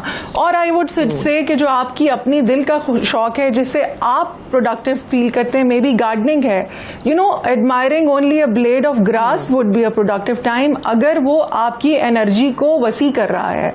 और अगेन जैसे आपने कहा स्पाउस है या आपका कोई रिश्तेदार है, elderly relative, giving them a call only because आप उनसे एक कनेक्शन उस वक्त बनाना चाहते हैं। हमें नहीं पता जिंदगी के कितने लम्हे हैं, हम अभी इस एक ऐसे वाक़े से गुजरे। तो productive simple time is not only making money, it is again जैसे उन्होंने कहा जी हाउसवाइफ है, उसका प्रोडक्टिव टाइम वो घर, उसके बच्चे, उसकी फैमिली है। तो then you have to focus on each one of them. And again जो काम भी कर रही हैं उनके लिए भी कि जो आपका productive time for the relationship है वो कितना आप दे रहे हैं, that is also very very important even for women जो गांव में रहती हैं या शहरों में रहती हैं, जहां भी उनके आप खुद देखेंगे कि सम विमेन सम मेन दे उनकी बड़ी ठंडी, बड़ी रुकी हुई, बहुत ही ताकतवर एनर्जी होती है। वो लोग होते हैं जो अपने आप को अच्छा वक्त देते हैं, क्वालिटी टाइम देते हैं, और जिनका टाइम हमेशा उनके हाथ से बाहर होता है कि जी वक्त ही नहीं है हमारे पास, तो वो हम बिखरी हुई स्कैटर्ड एनर्जी होती है। यू डोंट फील लाइक अब ये भी सवाल है कि जो आपने कहा ना कि पर्सनैलिटी डेवलपमेंट के लिए जरूरी है कि अपनी जात को वक्त देना, ये वक्त अपनी जात को दिया कैसे जाता है? इसको अपने आप से खुद कलामी भी जिसको कहा जाता है, और काफी जो एक्सपर्ट्स कहते हैं, अगर आप कोई भी हम किताब उठा के देखते हैं तो सबसे ज्यादा इसी पे जोर दिया जाता है कि आपकी अपने आप के साथ जो गुफ्तगू हो रही है, जो आप अपने आप के साथ जो आपका रिलेशनशिप है वो बहुत स्ट्रांग होना चाहिए। और मजे की बात यह कि 85% लोगों का जो अपने आप के साथ जो ताल्लुक है वो कोई अच्छा नहीं है, और तभी वो अकेले बैठ के जो है ना वो परेशान होना शुरू हो जाते हैं, और तभी वो फेसबुक का सहारा या परेशान है लोग कि हम इस वक्त को हम कैसे गुजारें, कैसे अपने आप को स्ट्रॉन्ग कर सकते हैं। इसका बेहतरीन तरीका जो है, इसको मैं जर्नलिंग इसको कहा जाता है, कॉन्सेप्ट है। जर्नलिंग कॉन्सेप्ट क्या है कि जी आप एक खाली सादा जो है वो कॉपी लें और उसमें जो है वो लिखना शुरू कर दें। लिखना क्या शुरू करें, आप अपने जो फीलिंग्स आ रही हैं, जैसे अभी फॉर एग्जांपल 10:25 हो रहे हैं, तो अभी इस वक्त बैठ के कोई बंदा अगर देख रहा है तो आपको किस तरह के महसूसात आप अभी महसूस कर रहे हैं, आप गुस्सा आ रहा है या खुश हैं, क्या है, तो अपने बारे में जो है लिखना शुरू करें कि इस वक्त मैं किस कैफियत से गुजर रहा हूं। और उसके बाद जब आप देखेंगे, खास तौर पे आपको पता चलेगा कि मैं कब एक्साइटेड होता हूं, कब मैं जो हूं वो नाखुश होता हूं, उसकी वजह क्या है, उसकी वजह अगर लिखें तो ये एक तरीका होता है कि अपने आप के बारे में जरूर अपने बारे में जानना चाहिए। दूसरा, अपने गोल्स के हवाले से, मुस्तकबिल के हवाले से, फिर बहुत सारी चीजें हैं, वैल्यूज का एक कॉन्सेप्ट होता है कि अपनी कदरें हमारी क्या हैं, हमारे लिए सबसे ज्यादा इंपॉर्टेंट चीजें, तरजीहात में जिंदगी में क्या है। तो ये सारी चीजें जो है अपने आप को जानने के लिए, अपने आप के साथ रिलेशनशिप बनाने के लिए, अपने आप को वक्त देने का मतलब और तरीका क्या है आपकी नजर में? जी देखिए, ये बड़ा अहम सवाल है। लोगों को पता ही नहीं होता कि खुद हमारी एनर्जी मल्टीप्लाई कैसे होगी। सबसे पहला तरीका, अगर हम इस पे 1 by 1 बात करें, सर ने अच्छा बताया कि हम लिखें, बट मैं आपको 4 चीज़ें बताऊंगी जिस पे जो भी काम करे they would be a productive and better person in few days. सबसे जो पहला निशान है, जब भी हमारी उम्मीद या होप कम हो रही होती है तो इसका मतलब मेंटल हेल्थ उस लेवल पे नहीं है जहां होनी चाहिए। जो उम्मीद है ना और जो पॉजिटिविटी है, दैट इज वन साइन कि हमें पता चलता है कि जी माई सेल्फ इज फुल, मेरी जात मुकम्मल है और मुझे भरने की जरूरत है दूसरे लोगों को। अच्छा, सबसे पहला उसमें की है स्पिरिचुअल प्रैक्टिस। और ये मैं नहीं कह रही, ये हार्वर्ड की तहकीक है, ये बाहर की यूनिवर्सिटीज की, कि जो लोग स्पिरिचुअली कनेक्टेड होते हैं, they are not religiously connected, they are 2 different things। इस पे भी आप प्रोग्राम कर सकते हैं। Religion where you need an authority, आपको एक बड़े फिगर की जरूरत है, कोई मौलवी है, बिशप है या कोई पुरोहित है जो आपको बताएंगे कि जी आपने कैसे कैसे करना है। Spirituality is your own quest about your purpose in life, के मुझे बनाने वाले ने, हुएवर ही इज, अल्लाह है, भगवान है, कोई ताकत है, कोई पावर है, कोई एनर्जी है या करंट है, एथीस्ट का या करंट है, वो उसने why he created me. And in this quarantine, मैंने आपको पहले भी कहा था, I ask my self every day कि वाई आई एम अलाइव। जब इतने लोग बाहर, आप देखें डिस्ट्रक्शन खत्म ही नहीं हो रही। ये वो फेज है जब आप दुनिया के हर कोने से, कहीं तूफान आ रहे हैं, कहीं जहाज क्रैश हो रहे हैं, कहीं बीमारी आ गई है, तो this phase, please understand, it is a phase where each one of us who is alive, they have a reason from the creator to be alive. What is that reason? That is what you call spirituality. One thing, basic is spirituality. Second, I always say food. आप खा क्या रहे हैं, क्या P रहे हैं. हम 40-30 के ऊपर हमारी जिंदगियां ऐसी नहीं है कि वो पत्थर हजम, लक्कड़ हजम जैसे हम 15-16 की एज में होते थे. It's very important. कुछ खुराक ऐसी आप खाते हैं तो वो लड़ जाती है. तो we can't eat everything. It should be simple, it should be very very wise, and then exercise. Sir ने कहा, आई वुड सजेस्ट कि that is the fourth practice, very important.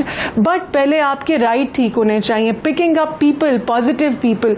कुछ लोग हैं आप उनको किसी सिचुएशन में डाल दें वो खुश ही नहीं होंगे. They would keep on cribbing, वो बात ही नेगेटिव करते रहेंगे. तो आपकी अपनी जात से जिम्मेदारी ये है कि आप खामोशी से हट जाएं. हर जगह कहा गया कि बेवकूफ से बात करने से बेहतर है खामोश रहो. You can't tell them on their face कि भाई आप तो बड़े बेवकूफ हैं. The whole vomit would come on you. You have to stay quiet and politely, like a decent person, stay away. आपकी अपनी जो मेरे ख्याल से इसको कंक्लूड करते हुए ये बहुत ज्यादा जरूरी है कि आप अपनी प्रायोरिटीज सेट करें. आयशा और उस्मान के हमें टाइम कहाँ पे यूटिलाइज करना है, टाइम मैनेजमेंट होगी तभी जब हमारी प्रायोरिटीज सेट होंगी. तो हमें उस पर भी सोचना है. उस्मान, वेरी क्विकली आप सारी चीज को कैसे कंक्लूड करते हैं, क्योंकि अब वक्त भी खत्म हो रहा है. सबसे इम्पोर्टेंट चीज ये मैं कहूँगा कि हम लोग अभी ये बात करें कि हमें क्या करना चाहिए. आयशा ने बहुत ही खूबसूरत अंदाज से इसको एक्सप्लेन किया. इस पर बात कर लेते हैं कि क्या नहीं करना चाहिए. और इसमें बड़ा सिंपल एक रूल है, 80-20 रूल, परेटो प्रिंसिपल भी कहा जाता है कि आपकी जिंदगी में जो 80% आप काम कर रहे हैं वो सिर्फ 20% पे आपको फायदा दे रहे होते हैं, और आपकी जिंदगी में सिर्फ 20% काम ऐसे हैं जो आपको 80% फायदा दे रहे होते हैं. तो हमें वो 20% काम को तलाश करना है, वो एक्टिविटीज को तलाश करना है, और बाकी कोशिश करनी है कि जो 80% काम जिससे हमें फायदा नहीं हो रहा होता उनको किसी तरह से मिनिमाइज करें या छोड़ दें किसी तरह से. तो अगर ये कर लेते तो अपनी जिंदगी हमारी सुकून में होगी, जिंदगी आसान होगी. तो ये मेरा होगा कि हम क्या करना है इससे ज्यादा हम पहले ये सोचें क्या नहीं करना. और एक चीज मैं बहुत ज्यादा बात वही है कि देखिए, डिसाइसिव होना पड़ता है. आपको प्रायोरिटीज सेट करनी पड़ती हैं कि आप अपनी जिंदगी में गोल्स और एम्स सेट करें कि आप आखिरकार चाहते क्या हैं. और फिर देन अगेन स्पिरिचुअल कनेक्शन बहुत ज्यादा जरूरी है. Ayesha, thank you so much for coming in the show. Usman, आपने वक्त दिया, आपका भी शुक्रिया. ब्रेक के बाद हाजिर होंगे. देखते रहिए सुबह पाकिस्तान. सुबह सवेरे पाकिस्तान.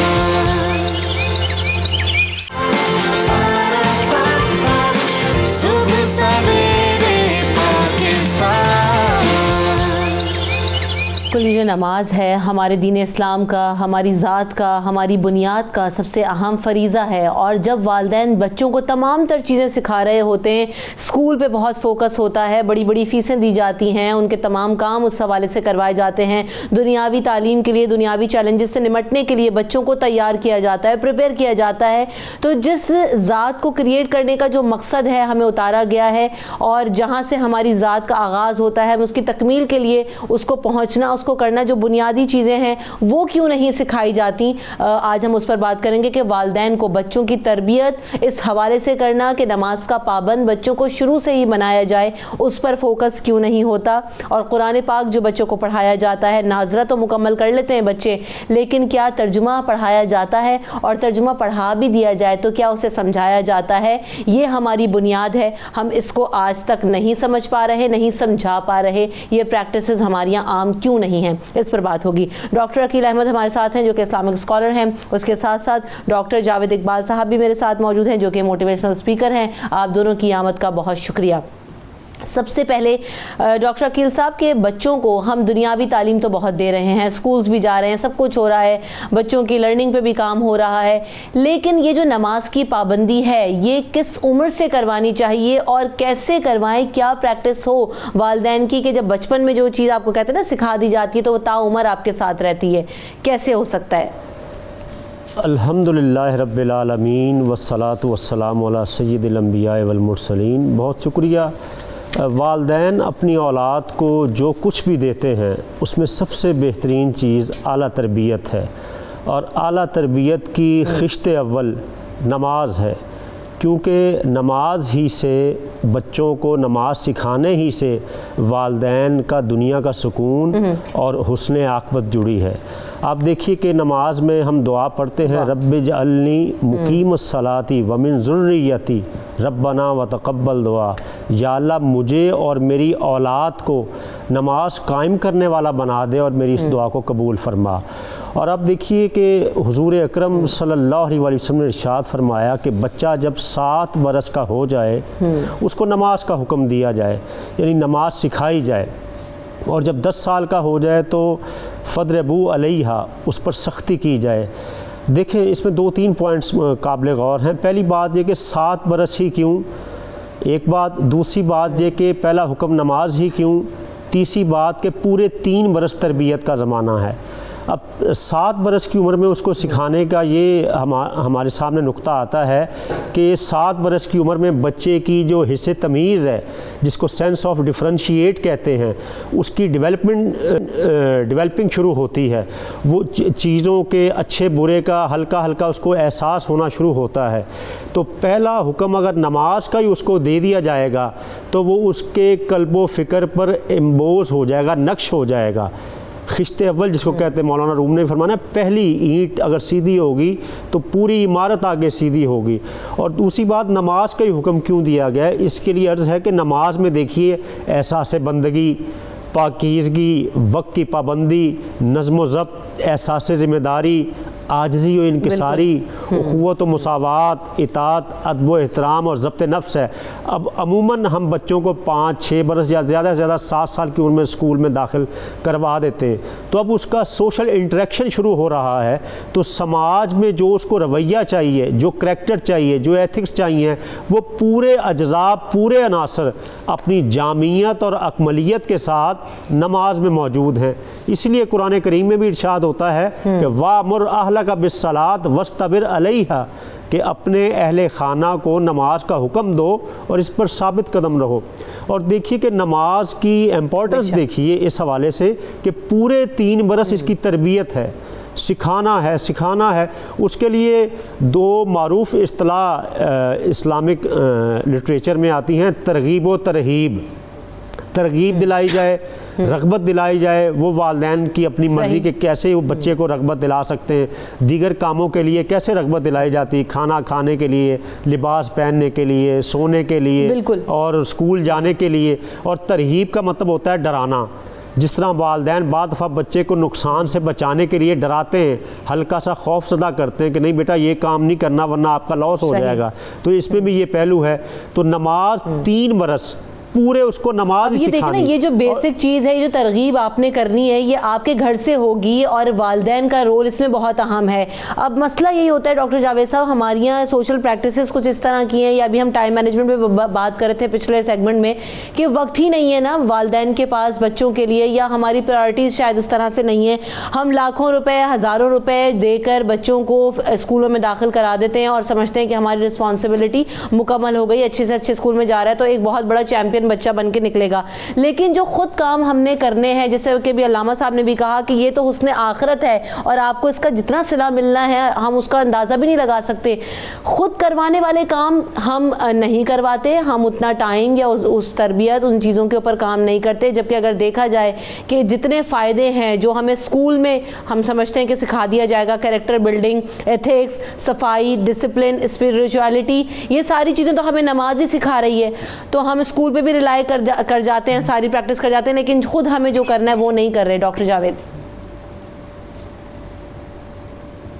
जी बहुत बहुत शुक्रिया। जैसे वो अल्लामा साहब बहुत खूबसूरती से फरमा रहे थे, देखिए वालिदैन की और मुसलमान वालिदैन की जो पेरेंटिंग के सिलसिले में बुनियादी जिम्मेदारियां हैं, उनमें से एक जिम्मेदारी ये है कि उन्होंने अपने बच्चों का खालिक के साथ तारुफ करवाना है। जैसे हर बंदे की जिंदगी में दादा की अहमियत है, दादी की अहमियत है, छोटे बहन भाइयों की अहमियत है, इस बात की अहमियत है कि ये एक खास प्रोफेशन इख्तियार करे और उसके हिसाब से पढ़ना शुरू कर दे।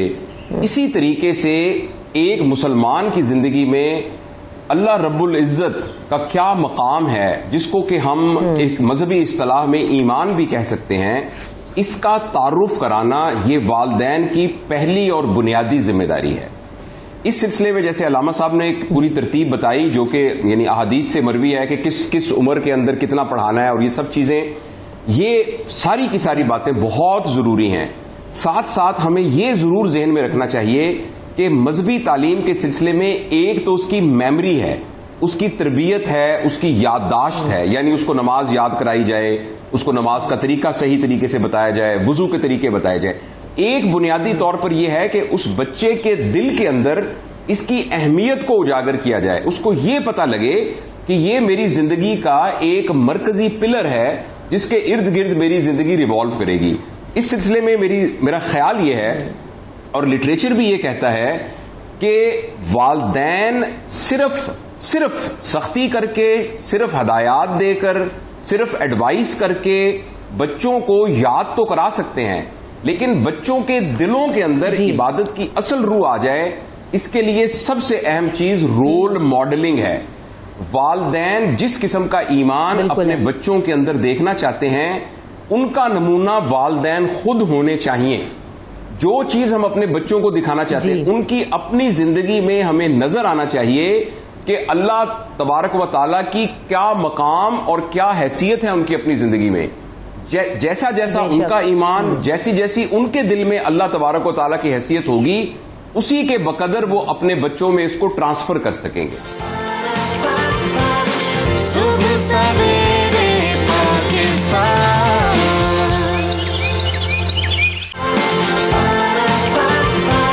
सुबह सवेरे पाकिस्तान। तो जावेद, ये जो बात है कि देखिए छोटे बच्चों को तो हम ट्रेन कर दें, वो हमने बात कर ली कि 3 से 7 साल की 7 से 10 साल की उम्र, 3 साल के अरसे में उनकी ट्रेनिंग। लेकिन अब ये जो वालिदैन खुद नमाज नहीं पढ़ते थे, आज नमाज अल्हम्दुलिल्लाह वो पढ़ रहे हैं और बच्चों को भी चाहते हैं कि पढ़ाएं, उनको तरबियत भी देना चाहते हैं, तो वो बड़े जो बच्चे हैं, एडल्ट्स जो हैं, जिनकी उम्रें 15, 16 और अबव हैं, वो कैसे ट्रेन कर सकते हैं बच्चों को, वो नमाज की तरफ किस तरीके से ला सकते हैं? Doctor Javed, first you. जी बहुत बहुत शुक्रिया। देखिए, जो मजहबी तालीम है ना, उसके सिलसिले में मेरी एक अदना सी राय है, जो मेरी एक ज़ाती राय है, वो ये है, और जो कि एक यानी कॉग्निटिव साइकोलॉजी की स्टडी के बाद वो बनी है, वो ये है कि हर बच्चे के अंदर जब हम जवाबात डालना शुरू कर दें, जब अभी उनके अंदर सवाल पैदा ना हुआ हो, तो वो जवाब उनके लिए एक्सेप्टेबल नहीं होते। देखिए, जो 1 साल का बच्चा है या 2 साल का या 3 साल का बच्चा है, अभी ये उसकी जरूरत नहीं है, अभी उसकी जरूरत है खिलौने।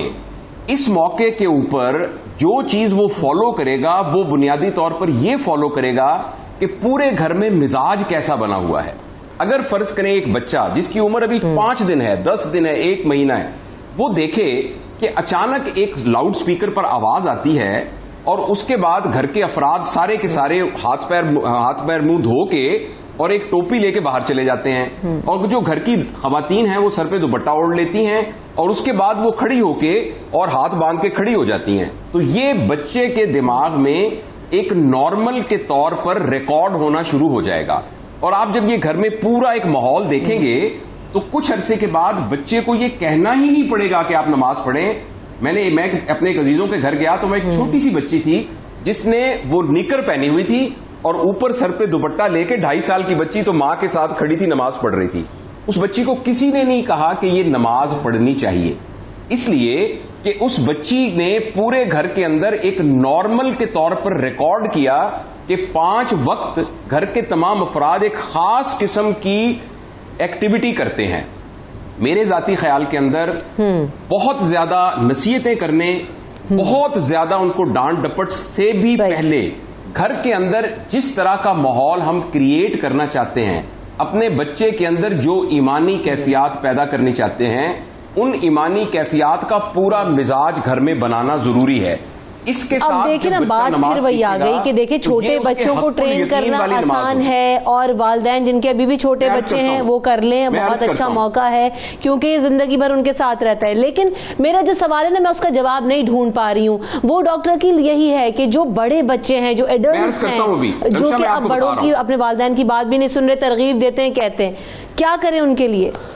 अच्छा, इसमें मैं देखिए, उनके लिए सब पहला बुनियादी उसूल तो यही है, पहला बुनियादी उसूल तो रमशा यही है कि घर के अंदर जो बाकी सारे अफराद हैं वो बुनियादी तौर पर उसी तरीके से इबादत के पाबंद हों, नंबर 1। उसके बाद जिस तरीके से आपका बच्चा कॉलेज नहीं जाता तो आप उसको कन्विंस करते हैं कॉलेज जाने के लिए, जिस तरीके से आपका बच्चा पढ़ाई में अच्छे नंबर नहीं ले रहा होता तो आपको इस बात की फिक्र होती है, आपको इस बात की परेशानी होती है, आप लोगों से मशवरे करते हैं, उसके लिए ट्यूशन का बंदोबस्त करते हैं।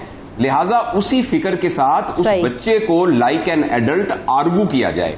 मेरा जाती ये ख्याल है कि सिर्फ उसको ये कहना तुम नमाज नहीं पढ़ते, तुम ये नहीं करते, चलो उठो नमाज पढ़ो, वो इस बात को रिकॉर्ड नहीं करेगा अगर हमने 7 साल की उम्र तक उसकी तरबियत के अंदर उसका मिजाज नहीं बनाया।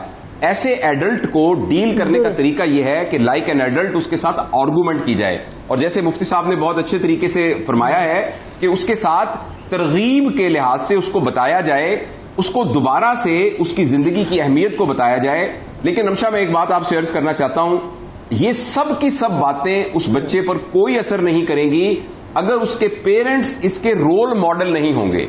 अगर वालिद साहब खुद तो नमाज बिल्कुल नहीं पढ़ते लेकिन ये चाहते हैं कि उसका बच्चा जो है वो जुनैद बगदादी बन जाए, तो ऐसा बिल्कुल मुमकिन नहीं होगा। नहीं, वो सवाल ही पैदा नहीं होता। मुझे डॉक्टर अकील साहब का भी वर्जन लेना है इस पे।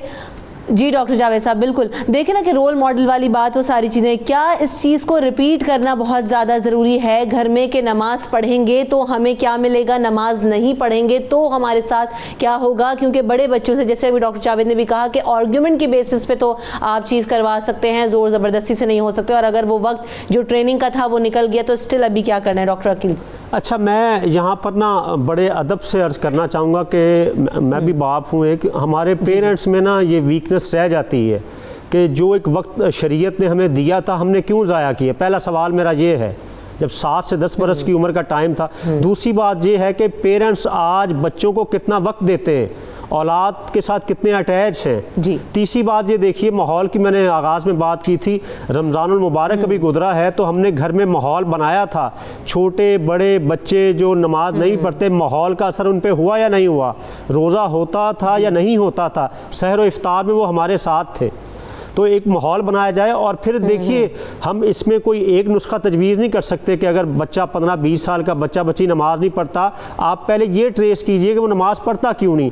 और इसके लिए कुरान करीम ने एक इस्तिलाह इस्तेमाल की सूरह नहल में कि उदउ इला सबील रब्बिका बिल हिकमत वल मौइज़तिल हसनत, कि अल्लाह की राह में बुलाओ हिकमत, दानाई, दानिश, विजडम, विजन के साथ, कि आप देखें कि आपका बच्चा इस तरफ क्यों नहीं आ रहा, ये आपने जज करना है। मैं इधर बैठ के या डॉक्टर जावेद साहब हम कोई बग़ैर उसको अंडरस्टैंड किए सिचुएशन को कोई तजवीज़ नहीं दे सकते, लेकिन ये अमूमी तौर पर यही कि पहले जो वक्त शरीयत ने दिया उसको यूटिलाइज़ करें, उसके बाद 99% चांस है कि बच्चा आपका नमाजी होगा। और अगर खुदा न खास्ता कोई वीकनेस रह गई, बच्चा नमाजी नहीं है, तो उसके साथ वक्त स्पेंड करें, वक्त गुजारें, उसके साथ बैठें और उसको कायल करें कि जिस तरह दीगर ज़िंदगी के कमालात हासिल करने के लिए, किसी फील्ड में एक्सपर्टीज़ हासिल करने के लिए तुम ज़्यादा स्ट्रगल करते हो, तो ऐसे ही बंदगी का कमाल हासिल करने के लिए नमाज से बेहतर नुस्खा कोई नहीं है। अच्छा, ये जो बिल्कुल सही बात है कि देखें अब इस पर ये बहुत वसी टॉपिक है, इसके ऊपर कि हम बड़ी डिस्कशंस करते भी रहे हैं कि हम मदारस में हम जिस तरह से पढ़ा रहे हैं, समझाया भी जाता है चीज़ों को, लेकिन डॉक्टर जावेद, हमारे ये जो सिलेबस है, जो हमारे नॉर्मल स्कूल हैं, मॉडर्न स्कूल जिनको हम तो कहते हैं, बल्कि इसमें नमाज की तालीम देना कोर्स का हिस्सा होना, कुरान पाक का तर्जुमा कोर्स का हिस्सा होना क्यों ज़रूरी नहीं है? हम इस्लामियात की किताब तो पढ़ा देते हैं, उसमें जो है वो सारे चैप्टर्स भी मुकम्मल करवा देते हैं, लेकिन जो हमारी ज़िंदगी का बेसिक चैप्टर है वही नहीं हम समझा पाते अपने स्कूल्स में, अपनी नॉर्मल तालीम में। डॉक्टर जावेद,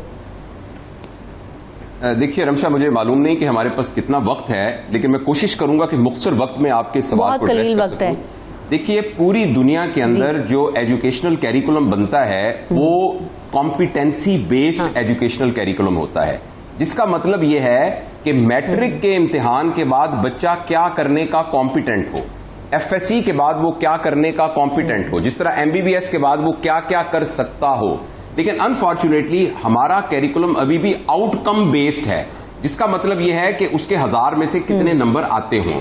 मैं जाती तौर पे ये समझता हूं कि हमारे कैरिकुलम के अंदर 10वीं जमात के पास बच्चे को क्या क्या आना चाहिए, ये कॉम्पिटेंसी डिफाइन होनी चाहिए, और हमारे कैरिकुलम के अंदर जो लर्निंग ऑब्जेक्टिव हैं और जो लर्निंग स्ट्रेटेजीज हैं वो उसके गिर्द रिवॉल्व करनी चाहिए।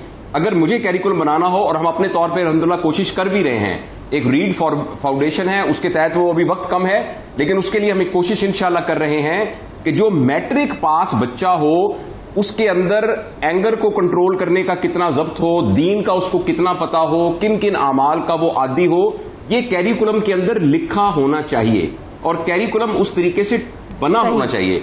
तो जैसे आपने कहा, अनफॉर्चुनेटली हमारे कैरिकुलम के अंदर कॉम्पिटेंसी बेस्ड कैरिकुलम नहीं है और ये वो टाइम है जिसमें हमारे तमाम चलिए इस पर भी किसी दिन बात करेंगे कि ये जो मैं चाह रही थी कि मैं डॉक्टर अकील साहब से भी इससे बात करती, लेकिन मेरे पास वक्त बिल्कुल खत्म हो गया। ये एक बिल्कुल तवील चीज है, टॉपिक है और बहुत जरूरी है कि हमें ये करना है और क्यों नहीं होता, इस पर कभी इंशाल्लाह ताला आने वाले प्रोग्राम में बात करेंगे। बहुत शुक्रिया दोनों मेहमानों का। वक्त मेरे पास खत्म हो गया, हमें अपनी दुआओं में जरूर याद रखिएगा। अल्लाह निगहबान।